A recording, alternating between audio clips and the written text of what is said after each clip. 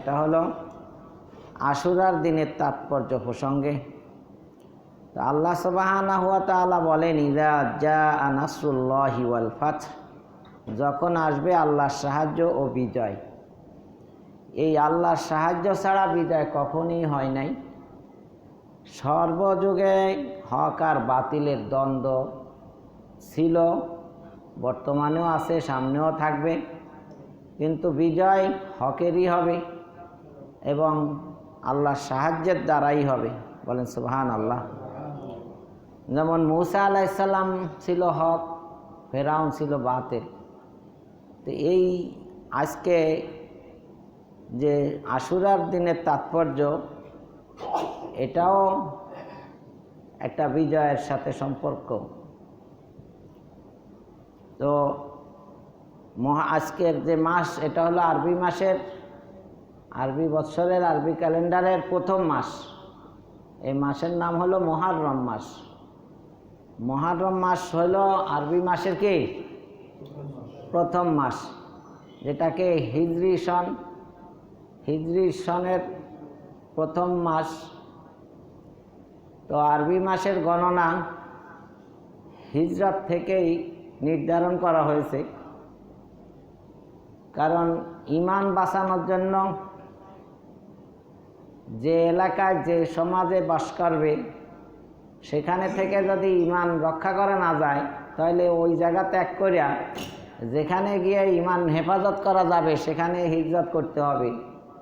এই জন্য হিজরত থেকেই হিজরি সনের গণনা করা হয়েছে। বলে সুবহানাল্লাহ। যে পরিবেশে থাকলে আমল নষ্ট হয়ে যায়, ওই পরিবেশ ত্যাগ করিয়া যেখানে গেলে আমল ঠিক থাকে সেই পরিবেশে যাইতে হবে। ইন্তেকালুল আরদে ইলাল আরদে লিতাবলিগের দিন লিতাবলিগিল ইসলাম। ইসলাম প্রচারের জন্য এক স্থান থেকে আর এক স্থানে স্থানান্তরিত হওয়ার নামই হিজরত। এই হিজরত খালি সর্বশেষ নবী করছেন তা নয়, অনেক নবী রাসূলগণ এই হিজরতে কি করেছেন। ওই ইউনূস আলাইহিস সালাম ওই হিজরত করতে যাইয়াই কিন্তু মাছের পেটে চলে গেছেন। ইব্রাহিম আলাইহিস সালামও হিজরত করিয়া বাবেল থেকে মিশর হইয়া সেই শাম দেশে চলে গেছেন, সিরিয়া গেছেন। ইসলামেও সর্বপ্রথম আবিসিনিয়ায় 18 জন পুরুষ 14 জন নারীকে হিজরত করতে হয়েছে। পরবর্তীতে আল্লাহর রসুলের নির্দেশে সাহাবায়ে কেরাম মক্কা ছেড়ে মদিনায় হিজরত করেছেন। একটা পর্যায়ে আল্লাহর রসুল নিজেও কি হিজরত করছেন। তাহলে অন্য কোনো কিছুর সাথে হিজরি সনের সাথে সম্পর্ক নাই, যে আল্লাহ রসুল কবে জন্ম হইল বা কবে ইন্তেকাল করলো, ওই ইন্তেকালের সাথে বা কোন তারিখে মেরাজ হইল, মেরাজের সাথে হিজরি সনের সাথে সম্পর্ক নাই। সম্পর্ক হলো কি হিজরতের সাথে। তো প্রথম মাসের নাম মুহররম মাস। আজকে হইল মুহররম মাসের 5 তারিখ। তো আগামী 17 জুলাই 2024 বুধবার হবে আশুরা। আশুরা ইসলামী পরিভাষায় মুহররম মাসের 10 তারিখকেই বলা হয় আশুরা। আরবি যে কোনো মাসের 10 তারিখকে আশুরা বলা হয় না। আরবি যে কোনো মাসের 10 তারিখে বলা হয় আল ইয়াউমুল আশির। আল ইয়াউমুল আশির মানে 10 তারিখের দিন, 10ম দিন। এটা আশুরা বলা হয় না। আশুরা বলা হয় একমাত্র মুহররম মাসের 10 তারিখকে। এটাই ইসলামী পরিভাষা। তো মুহররম মাসের এই 10 তারিখ হচ্ছে আগামী বুধবার। এই দিনের তাৎপর্য হলো, এই দিনটা অনেক কিছুই আল্লাহ তাআলা এই দিনে ঘটাইছেন। তবে যেটা হাদিসের মাধ্যমে আমরা পাই সেটা হলো, এই দিন আল্লাহ রসুল মক্কায় থাকতেও রোজা রাখতেন, মদিনা যাইও কি রোজা রাখতেন। আল্লাহর রসুল যে কাজটা করেন সব সময় ওইটা উম্মতের জন্য ওয়াজিব হয়ে যায়। সেই হিসাবে আশুরার রোজা ওয়াজিব। কিন্তু যখন রমজানের রোজা ফরজ হয়ে গেল তখন আল্লাহ রসুল বলল, এখন থেকে তোমরা চাইলে আশুরার রোজা রাখতে পারো, আবার নাও রাখতে পারো। এই মর্মে হাদিসের ভিতর আসছে, কানা আশুরা ইউসামু ক্বাবলা রমাদানা ফালাম্মা নাজালা রমাদানু কানা মান শাআ সামা ওয়া মান শাআ আফতারা। পবিত্র কোরআনের সূরাতুল বাকারা, শাহরু রমাদান আল্লাযী উনজিলা ফীহিল কুরআন হুদাল লিন-নাসি ওয়া বায়িনাতিম মিনাল হুদা ওয়াল ফুরকান।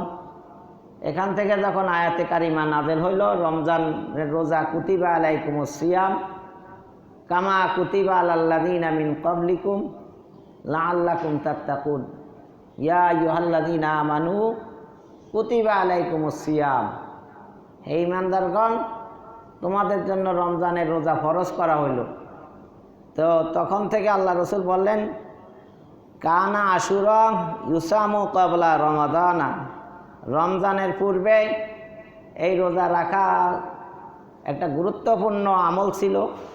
ফালাম্মা নাজালা রমাদান, যখন রমজানের রোজা আল্লাহ ফরজ করে দিলেন, কানা মান শাআ সামা, যার মন চাবে এখন আশুরার রোজা রাখতে চাইলে রাখতে পারবে, ওয়া মান শাআ আফতারা, যার মন চায় সে এটা নাও রাখতে পারবে। তার মানে আশুরার রোজা এখন উম্মাতে মুহাম্মাদির জন্য রাখাটা নফল। আশুরার রোজা এখন বর্তমানে রাখাটা কি নফল। রমজানের আগে ছিল ওয়াজিব, রমজানের রোজা ফরজ করার পরে এটা হয়ে গেছে কি নফল। তা আল্লাহ রসুল সাল্লাল্লাহু আলাইহি সাল্লাম যখন হিজরত করে মদিনায় যান, তখন মদিনার ইহুদিরা এই দিনে রোজা রাখেন। এটা আপনাদের জানা থাকা উচিত যে মদিনায় ইহুদি ছাড়া আর কোনো দল আসিল কিনা, কোনো গোত্র বা কোনো জাতি। এটার ঐতিহাসিক পর্যালোচনা হলো, ওখানে দুই ধরনের লোকেরাই বসবাস করত।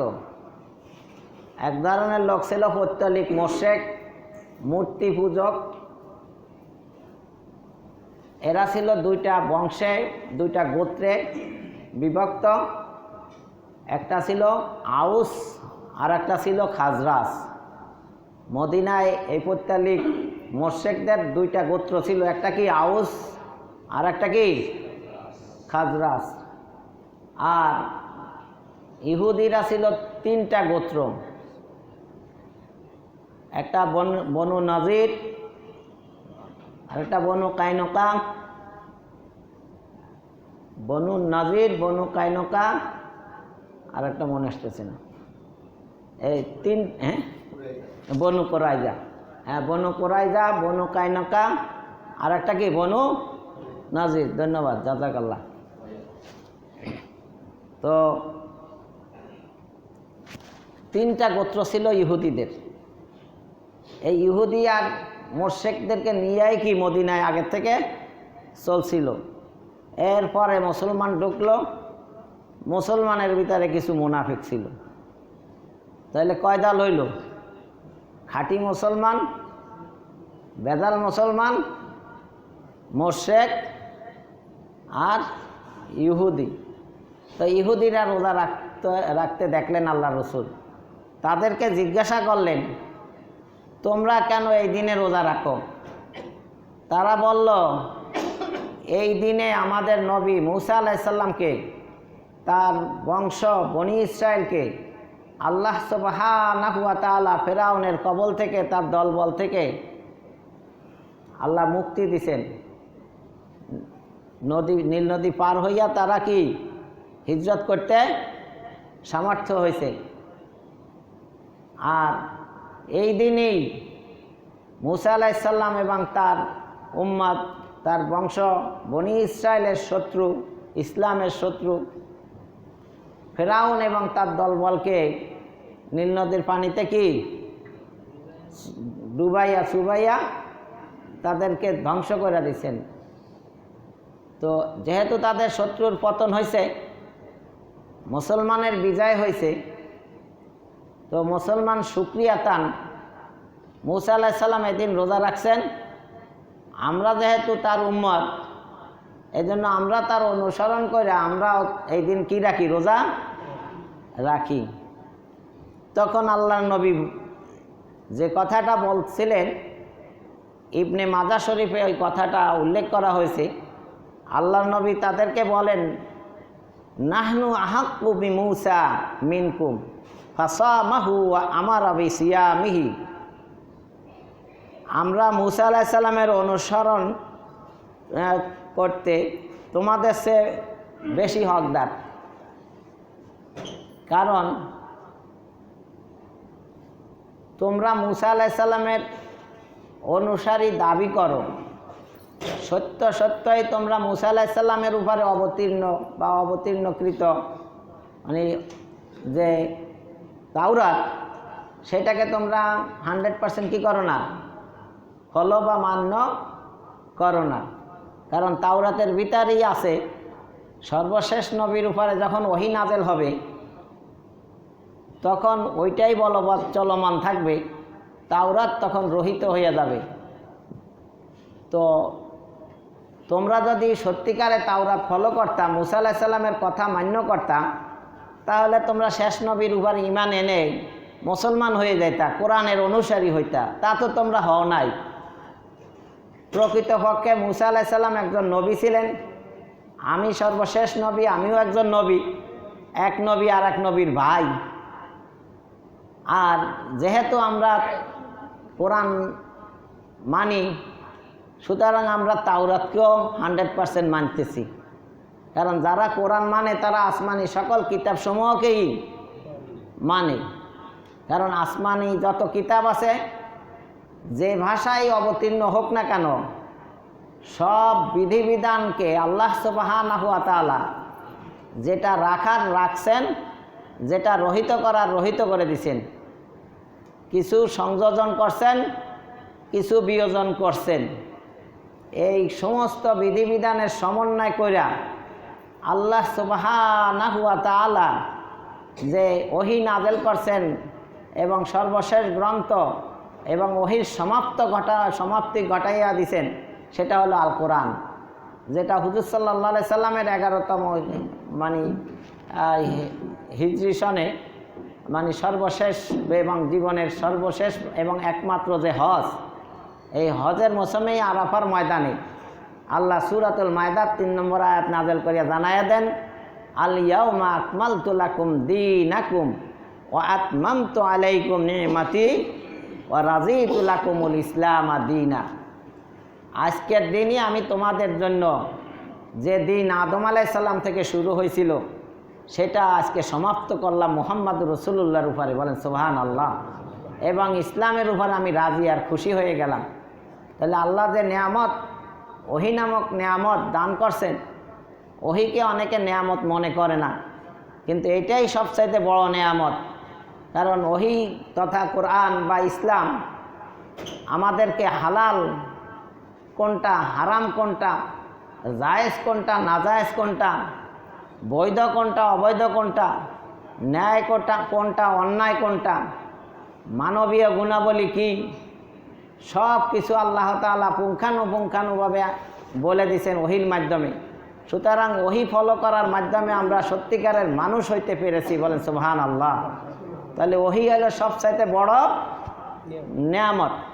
এই নেয়ামতের সমাপ্তি ঘটছে সর্বশেষ নবী মুহাম্মদুর রাসূলুল্লাহ সাল্লাল্লাহু আলাইহি ওয়াসাল্লামের কাছে, কিন্তু তারা তা মানে না। এজন্য মুসলমান ঈসা আলাইহিস সালামকেও মানে, মুসা আলাইহিস সালামকেও মানে, কিন্তু ঈসা আলাইহিস সালামের যারা অনুসারী, ভুয়া দাবিদার, যারা মিথ্যুক দাবি করতে আছে, মিথ্যা দাবি যে আমরা ঈসার অনুসারী, ইনজিলের অনুসারী, ইহুদিরা মিথ্যা দাবিদার, যারা দাবি করে আমরা তাওরাতের অনুসারী, মূসার অনুসারী, তারা আসলে কোরআনকে মানে না, নবী সর্বশেষ নবী মুহাম্মদ সাল্লাল্লাহু আলাইহি সাল্লামকে মানে না। আমরা সব নবীকে মানি, তারা সব নবীরে মানলো, সর্বশেষ নবীকে তারা না মানার কারণে তারা জাতিগত পরিচয় ইহুদি খ্রিস্টান হতে পারে, কিন্তু ধর্মীয় পরিচয় তারা কাফের।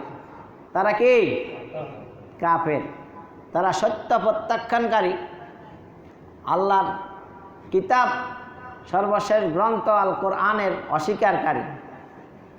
আল্লাহ রসুল বলেন, আমরা যারা মুসলমান, আমরাই তো সত্যিকারের মুসা আলাইহিস সালামরে মানি এবং তার কিতাব তাওরাতকেও আমরা মানি।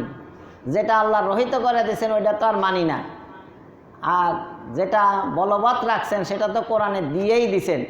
সুতরাং কোরআন মানা মানি, তাওরাতকেও মানা, ইনজিলকেও মানা। তো উনি বলেন, তোমরা যেহেতু দাবি করতেছ যে আমরা মুসা আলাইহিস সালামের অনুসারী হইয়া এই দিন রোজা রাখি, তো সেই হিসাবে তো আমরা বেশি হকদার। নাহনু আহাক্কু বিমূসা মিনকুম, মুসার অনুসরণের ব্যাপারে তোমাদের চাইতে আমরাই বেশি হকদার, মানে অনুসরণ আমরাই বেশি করব। ফাসামাহু, আল্লাহর রসুল নিজেও রোজা রাখলেন এই আশুরার দিন। ও আমারা বি সিয়ামিহি, এবং এই আশুরার দিন রোজা রাখার জন্য উম্মতদেরকে নির্দেশও দিলেন। তাহলে আমরা কি জানতে পারলাম এতক্ষণের আলোচনার দ্বারা? মদিনার ইহুদিরা এই আশুরার দিনে রোজা রাখত কেন? আল্লাহর নেয়ামতের শুকর আদায় করার জন্য। তাহলে আল্লাহর নেয়ামতের শুকর আদায় করার শিক্ষা গ্রহণ করাটাই হলো এই আশুরার দিনের শিক্ষা। লাইন শাকারতুম লাযিদান্নাকুম ওয়া লাইন কাফারতুম ইন্না আযাবি লাশাদীদ। আল্লাহ পবিত্র কোরআনে বলেন, আমার বান্দারা যদি আমার নেয়ামত পাইয়া শুকরিয়া আদায় করে, আমি আল্লাহ সুবহানাহু ওয়া তাআলা আমার পক্ষ থেকে তাদের নেয়ামত আরো বাড়াইয়া দিব। বলেন সুবহানাল্লাহ। আর যদি কেউ কুফরি করে, তাদের জেনে রাখা উচিত আল্লাহর শাস্তি খুব ভয়াবহ। তো এই আশুরার রোজা রাখার ভিতরে কি ফজিলাত, কি লাভ, এই মর্মে আল্লাহ রসুল যে ঘোষণা দেন সেটা মুসলিম শরীফের হাদিসে আসছে এবং ইবনে মাজাহ শরীফের হাদিসেও আসছে। আল্লাহ রসুল বলেন, সিয়ামু ইয়াউমি আশুরা ইন্নী আহতাসিবু আলাল্লাহি আইয়ুকাফিরাস সানাতাল্লাতী ক্বাবলা। আশুরার দিনের রোজার ব্যাপারে আমি আল্লাহর কাছে, আল্লাহর উপরে আশাবাদী যে তিনি বিগত 1 বছরের গুনাহ আল্লাহ ক্ষমা করে দিবেন। বলেন সুবহানাল্লাহ। কোরআন এবং হাদিসে যেসব আমলের দ্বারা গুনাহ মাফের কথা বলা হয়, এইসব গুনাহ হলো সগীরা গুনাহ। কবিরা গুনাহ তওবা ছাড়া মাফ হয় না। আমরা যদি এই রোজা রাখার সাথে সাথে তওবাও করি, তাহলে সগীরাও মাফ হবে, কবিরাও কি মাফ হবে। আমাদেরকে হুজুরেরা ছাত্রকালে শিক্ষা দিত যে যখন তুমি গোসল করতে যাইবা, তখন তুমি নিয়াত করো যে আল্লাহ, আমার গোসলের মাধ্যমে শরীরের ময়লা যেমন পরিষ্কার হচ্ছে, আমি তওবা করতেছি, আমার জীবনের যাবতীয় অঙ্গ প্রত্যঙ্গের গুনাহ থেকে তুমি আমার জীবনের প্রত্যেকটা অঙ্গ প্রত্যঙ্গের গুনাহ থেকেও আমাকে পবিত্র করে দাও। তাহলে প্রতিদিন দৈনন্দিন যদি আপনি বাথরুমে বসে গোসল করার সময় একটা তওবা করেন, আশা করি আল্লাহ কোনো না কোনো একদিনে তওবা কবুল করলে অবশ্যই আল্লাহ জাহিরি বাতিনি, দৈহিক এবং আত্মার, শারীরিক এবং আপনার রুহানি সর্বধরনের পবিত্রতা অর্জন হয়ে যাবে। বলেন সুবহানাল্লাহ। এই আশুরার দিনে আর একটা আমল আছে, যেটা হাদিসটা হাসান লিগাইরিহি। আল্লাহ রসুল বলেন, মান ওয়াসা আলা আয়ালিহি ওয়া আহলিহি ইয়াউমা আশুরা ওয়াসা আল্লাহু আলাইহি সাইরা সানাতিহি। কেউ যদি আশুরার দিনে নিজের পরিবার পরিজন, বৃদ্ধ বাবা মা বা স্ত্রী, ছেলে মেয়ে, শিশুরা যারা আছে পরিবারে, তাদের জন্য যদি অন্য দিনের তুলনায় আশুরার দিনে একটু খাদ্য খাবার একটু উত্তমভাবে পরিবেশন করে, তাহলে আল্লাহ সুবহানাহু ওয়া তাআলা তার পরিবারকে সারা বছর সচ্ছলতার সাথে, তার রিজিকের প্রশস্ততার সাথে আল্লাহ তাআলা একটা বছর পরিচালনা করানোর তৌফিক দিবেন। বলেন সুবহানাল্লাহ। তাহলে আমল পাইলেন দুইটা। আশুরার দিনের আমল কয়টা? একটা হলো রোজা রাখা, আর একটা হলো পরিবারের জন্য অন্য দিনের তুলনায় একটু উত্তম খাদ্য খাবার পরিবেশন করা। লাভ, রোজা রাখলে বিগত এক বছরের গুনাহ মাফ, আর পরিবারের জন্য উত্তম খাদ্য খাবার পরিবেশন করার দ্বারা, একটু প্রশস্ততার সাথে খরচ করা, একটু ব্যয় বাড়াই দেওয়ার দ্বারা আল্লাহ তাআলা আগামী এক বছর আপনার রিজিকের প্রশস্ততা দান করবেন। বলেন সুবহানাল্লাহ। তাহলে আমরা এই আশুরার রোজার ব্যাপারে মোটামুটি একটু ধারণা পাইলাম। এই আশুরার রোজা আগেও বলেছি, রমজানের রোজার ফরজের আগেই ইসলামে আল্লাহর নবী এই আশুরা মুহররম মাসের 10 তারিখের রোজা রাখতেন। এটা মুসলিম শরীফের হাদিসে আসছে, আল্লাহ রসুল বলেন, আফজালু সিয়ামি বাদা রমাদানা শাহরুল্লাহিল মুহররম। উত্তম রোজা হলো রমজানের পরে, শাহরুল্লাহিল মুহররম, আল্লাহর মাস মুহররম মাসের রোজা। বলেন সুবহানাল্লাহ। এই হাদিসের থেকে আমরা একটা শব্দ পাইলাম, মুহররম মাসের রোজার কথা আল্লাহ না বইলা, আল্লাহ রসুল না বইলা শাহরুল্লাহিল মুহররম, আল্লাহর মাস মুহররম মাসের রোজা বলছেন। তার মানে সব দিন, সব মাস, সব জায়গা, সব কিছুই আল্লাহর। তারপরও আমরা বলি মসজিদ বাইতুল্লাহ। মসজিদ কার ঘর? যে জিনিসটা আল্লাহর সাথে সংযুক্ত করে, সম্পৃক্ত করে, আল্লাহর সাথে সংযোগ করা হয়, ওইটার দাম অন্য জিনিসের চাইতে কি বেশি হয়ে যায়।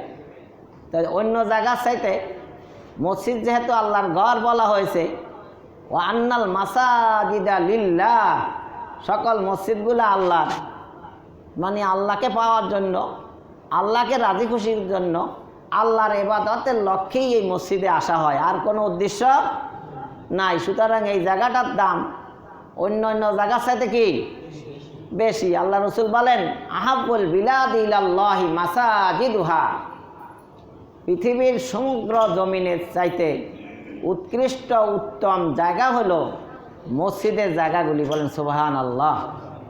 তো মাসের ভিতরে 12টা মাস সবই আল্লাহর, কিন্তু মুহররম মাসটাকে আল্লাহ রসুল বলেন শাহরুল্লাহ, এটা আল্লাহর মাস।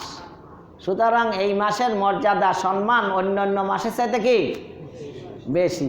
আপনারা মসজিদে আসার পরে যারা সিগারেট বিড়ি খান, তাদেরকে যদি ফাও মাগনা ফ্রিও দামি সিগারেট দেওয়া হয়, যে এই শর্তে দিলাম আপনি মসজিদে বসে খাবেন, আপনার পয়সা লাগবে না, সে বলবে আমি টয়লেটে যাইয়ে খাইতে রাজি আছি, কিন্তু মসজিদে বসে আমি খাইতে, কারণ মসজিদ সেও বোঝে যে এটা একটা পবিত্র জায়গা, এখানে ইবাদত না করে চুপচাপ বসে থাকলেও ফেরেশতার দোয়া পাওয়া যায়, অপেক্ষা করলেও, সলাৎ না পড়লেও সলাতে সওয়াব পাওয়া যায়, হার হালাতে সর্ব অবস্থায় আল্লাহর রহমত নাজিল হয়। এরকম একটা জায়গায় বসে আমি এই কাজ করতে পারি না। এটা যদি জায়গার ব্যাপারে হয়, তাহলে মাসের ব্যাপারে কি করবেন? যেহেতু মুহররম মাসটা আল্লাহর মাস, পুরা মাসটাই তো আপনি সাবধানে চলবেন। মসজিদের ভিতরে যেমন কেউ মারামারি করে না, ঝগড়া করে না, মিথ্যা কথা বলে না।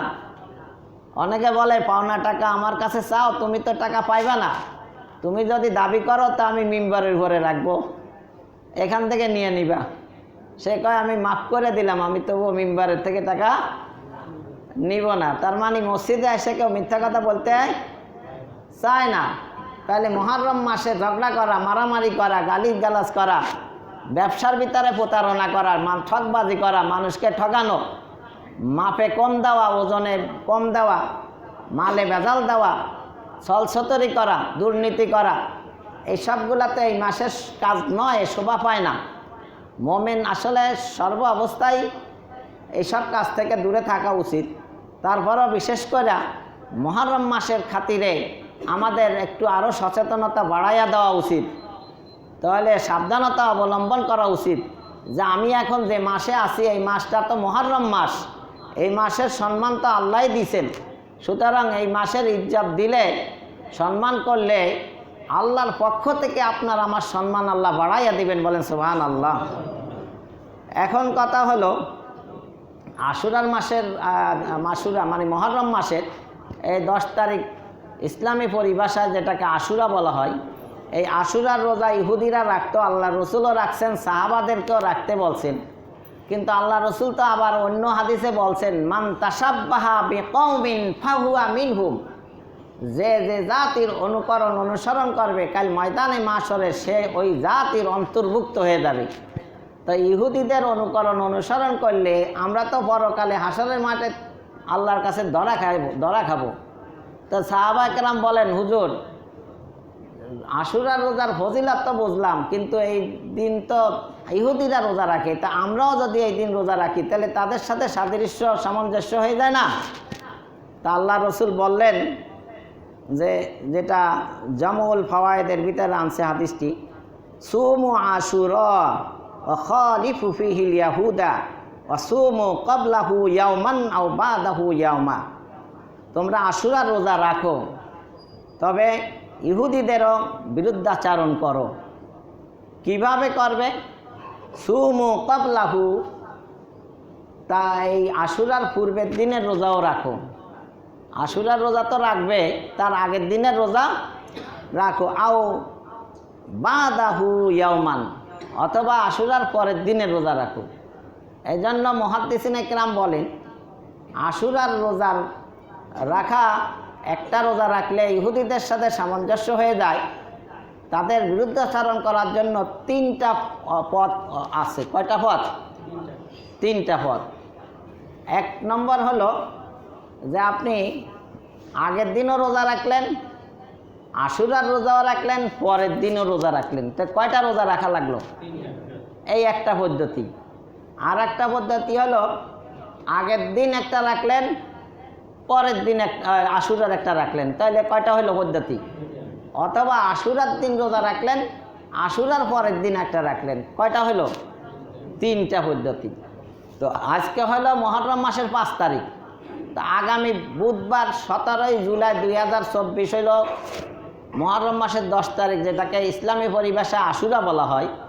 তাহলে বুধবার যদি হয় 10 তারিখ, তাহলে 3টা পদ্ধতির একটা হলো মঙ্গলবার, বুধবার, বৃহস্পতিবার 3টা রোজা রাখা। আর একটা পদ্ধতি হলো মঙ্গলবার আর বুধবার রোজা রাখা।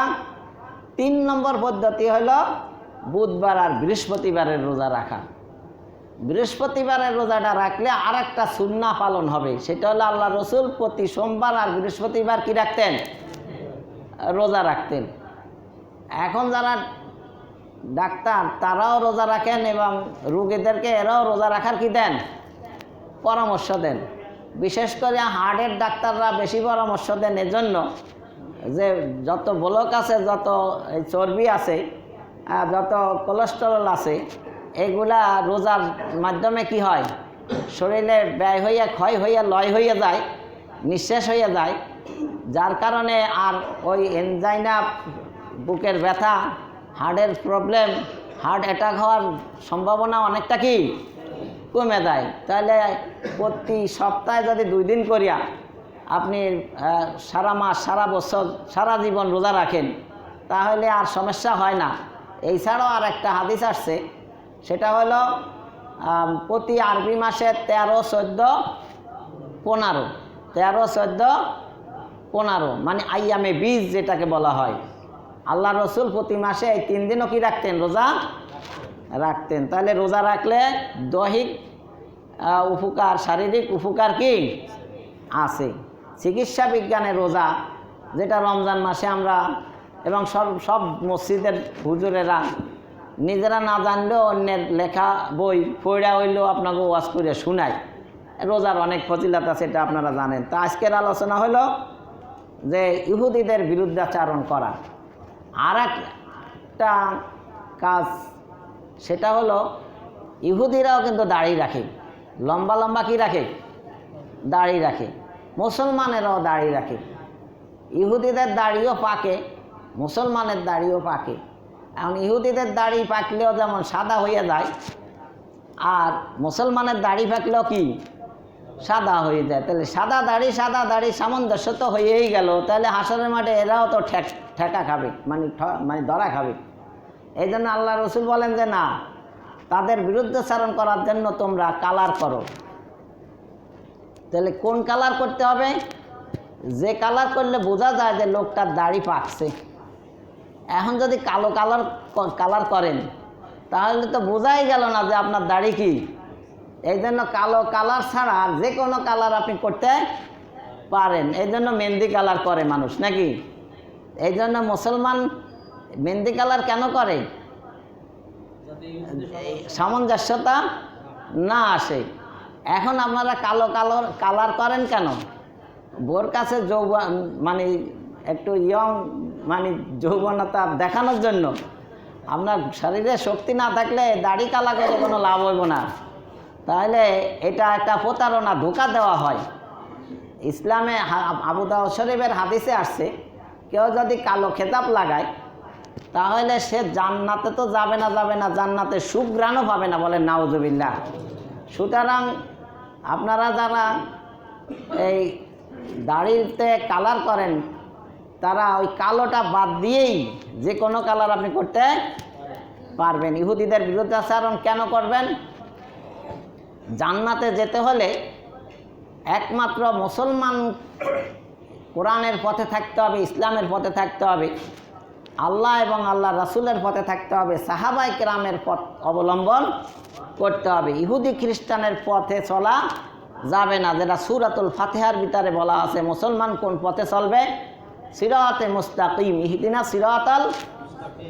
সিরাতে মুস্তাকিমের উপরে কারা আছে? সূরা নিসার ভিতরে আল্লাহ পরিষ্কার করে জানাইয়া দিয়েছেন, 4 শ্রেণীর লোক নিয়ামত প্রাপ্ত। তারা হলো নবীগণ, সিদ্দিকগণ, শহীদগণ, সালেহীনগণ। এই 4 শ্রেণীর লোক কিসের উপরে আছে? সিরাতে। এরাই জান্নাতের পথে আছে, এরাই ইসলামের পথে আছে। তাহলে সালেহীনের পথে আপনার আমার থাকতেই কি হবে? কাদের পথে চললে লাইনচ্যুত হয়ে যাবেন, জাহান্নামে পৌঁছবেন? গয়রিল মাগদুবি আলাইহিম ওয়ালাদ-দাল্লিন, পথভ্রষ্ট এবং অভিশপ্ত। মাগদুব গজবপ্রাপ্ত, অভিশপ্ত হলো ইহুদিরা, আর পথভ্রষ্ট হলো খ্রিস্টানেরা। এই ইহুদি আর খ্রিস্টানের পথ পরিত্যাগ করতে হবে। আজকে আমরা যেভাবে চালচলন, ওঠা বসা, এই প্রায় দেখা যায় আমরা সাহাবায়ে কেরামকে ফলো করছি না, নবী রাসূল সিদ্দিক শহীদদেরকে ফলো করি না। আমাদের পোশাকে আশাকে, চালচলনে, অনুষ্ঠানে সব কিছুর ভিতরে ইহুদি খ্রিস্টানের কালচার, তাহাজিব তামাদ্দুনি আমরা কি করতেছি? গ্রহণ করতেছে। এই জন্য ডক্টর ইকবাল আফসোস করে বলেন, অজে মে তুম হো নাসারা তো তামাদ্দুন মে হো নূর, এ কেইসে মুসলমান হে জিনহি দেখকর শর্মায় ইহুদ। চালচলনে বাইরে ঘরে নাসরানিয়ার খ্রিস্টান চালচলনে বাইরে ঘরে তোমরা কি হে মুসলমান আর ইহুদ যারে ঘৃণা করে। আমাদের চালচলন এত নোংরা হয়ে গেছে যে আমরা বিজাতিদেরকে হার মানাইয়া দিছি। আমাদের সব কিছুই এখন বিধর্মীদের মতো, কিন্তু আমরা দাবি করি আমরা মুসলিম। এই আশুরার দিনে যারা ইয়া হুসাইন করে, ইতিহাস বলার টাইম নাই। সারসংক্ষেপ কথা হলো, হুসাইন রাদিয়াল্লাহু তাআলা আনহু কারবালায় যে গেলেন, উনি কি গেলেন না ওনারে দাওয়াত করিয়া নিলেন? দাওয়াত করিয়েই কি কুফাবাসীরা নিয়েছিলেন, কিন্তু সেখানে যাইয়া দেখলেন ইয়াজিদের বাহিনীরা তাকে ঘেরাও করে ফেলছে। হুসাইন বলছিল, 3টা প্রস্তাব দিছিল। 1 নম্বর প্রস্তাব হলো যেদিক দিয়ে আসছি এদিক যাইতে দাও, সামনে আর আগাবো না। তারা এটাও মানল না, বলল তাহলে সরাসরি ইয়াজিদের কাছে নিয়ে যাও, তাও তারা নিল না। বলল তাহলে ছাইড়া দাও, মদিনায়ও যাব না, ইয়াজিদের কাছেও যাব না, অন্য যে কোনো মুসলিম রাষ্ট্রে একদিকে চলে যায়, তাও দেয় নাই। ঘেরাও করে মেরে ফেলছে, শহীদ করে দিছে। তো যেসব লোকেরা তাকে দাওয়াত দিয়ে নিছিল তারা তো তার সহযোগিতা করে নাই। যখন মুক্তাল নামে একটা লোক দীর্ঘ অনেক বছর পরে যখন সে বিজয় লাভ করলো, তখন ইয়াজিদকে টুকরা টুকরা করে ফেলল, সে ক্ষমতায় গেল। তখন কুফাবাসীরা ইয়া হুসাইনের মিছিল বাইর করা শুরু করলো। এখন প্রশ্ন হইল যে ইয়াজিদের বিরুদ্ধে প্রথমত তো সে যুদ্ধ করতে যায়ও নাই। ইতিহাস বলে মুয়াবিয়া কিভাবে ক্ষমতায় আসলো।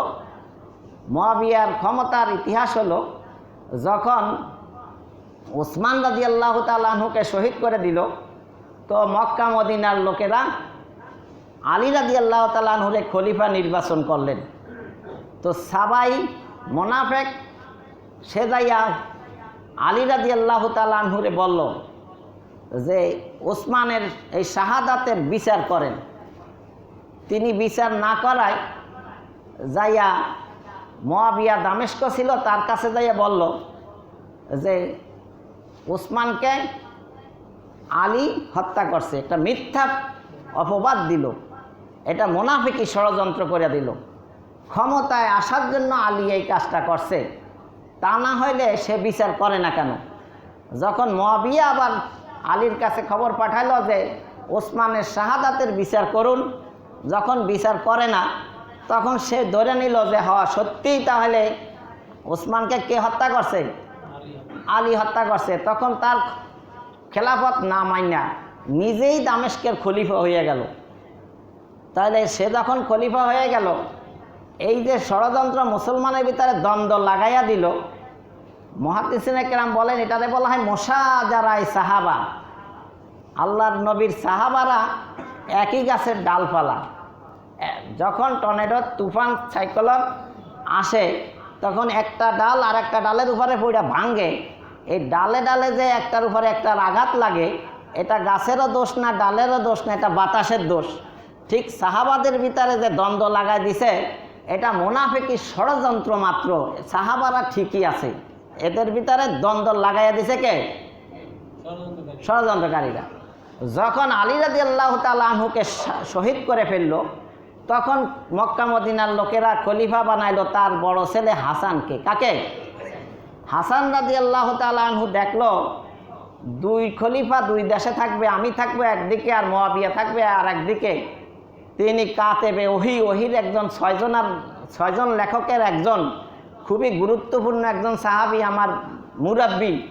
আমি বাচ্চা বলা হইয়া তার বিরুদ্ধাচরণ করা ঠিক হবে না, বরং আমার খেলাফতের দায়িত্ব আমি ছাইড়া দিয়া পুরা রাজ্যের আরব কান্ট্রির খলিফা বানাইয়া দিই। কাকে? মুয়াবিয়াকে বানাইয়া দিল। মুয়াবিয়া চিন্তা করলো মরার আগে যে আমি যদি এইভাবে মারা যায় তাহলে খেলাফত লইয়া আবার দ্বন্দ্ব হবে, রক্তক্ষয়ী সংঘর্ষ হবে, তার চাইতে আগেই আমি আমার ছেলেটারে নিযুক্ত করে যাই। কাকে? ইয়াজিদকে। এই কাজটা আবু বকর রাদিয়াল্লাহু তাআলা আনহু করছেন। তার জীবদ্দশায় ওমর রাদিয়াল্লাহু তাআলা আনহুরে খলিফা বানাইয়া গেছেন। তাইলে আগের আমির যদি সে বিবেচনা করিয়া ভালো মনে করে, তাহলে তার জীবদ্দশায় পরবর্তী খলিফা নিযুক্ত করা এটা ইসলামিক ল। এটা মুয়াবিয়া ভুল করে নাই তার ছেলেরে খলিফা বানাইয়া। আর ওই সময় ইয়াজিদের চরিত্র কি ছিল? ভালো ছিল। কিন্তু যখন খেলাফতের দায়িত্ব পাইল ইয়াজিদ, তখন হয়তো নামাজ ছেড়া দিল, নর্তকে নিয়ে নাচ গানে মত্ত হয়ে গেল, মদ বা নেশার সাথে সে যুক্ত হয়ে গেল, এই যদি হয় ইয়াজিদের চরিত্র, তাহলে সেইটাকে প্রতিহত করার জন্য হোসেন যদি যেয়ে থাকে কারবালায়, তাহলে আজকে যারা ইয়া হুসাইন হাই হোসেন হুসাইন হুসাইন করে, এরা কি ঠিক মতন নামাজ পড়ে? এরা কি মদ নেশা নিয়ে নাই? এরা কি টিভি বা সিনেমা বা বিভিন্ন নর্তকী নাচ গানের অনুষ্ঠান দেখে না? তাহলে তো আজকে যদি হুসাইন আবার জীবিত হইতো, তাহলে তো যারা ইয়া হুসাইন আর হাই হুসাইন করে, এদের সাথে এরা হুসাইনের বাহিনী সর্বপ্রথম কি করত? যুদ্ধ করত, যদি ইতিহাসটা এইভাবেই বলা হয়। যাই হোক, ওই আলোচনা করার সময় নাই, পরিপূর্ণ খুতবার আলোচনার টাইম হয়ে গেছে। আপনারা যারা সুন্নত পড়েন, সুন্নত পড়ে নেন। আল্লাহ আমাদের হক কথা বোঝার তৌফিক দান করুক। সবাই বলেন আমিন।